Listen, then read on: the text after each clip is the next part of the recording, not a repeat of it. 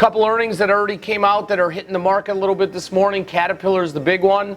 Boeing was down a bunch pre-market. It's only down $3 right now. I know that's one that we are potentially looking for an upside here, as well as Charlie Moon.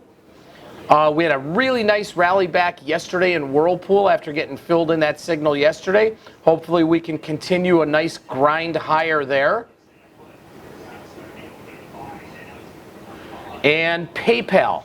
Okay, I know Mike Shore, I was talking to Mike during the day yesterday, and we were looking at a potential opportunity in PayPal.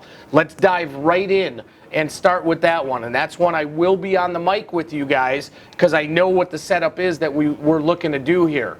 I agreed with Mike wholeheartedly about an upside potential call calendar depending on vol.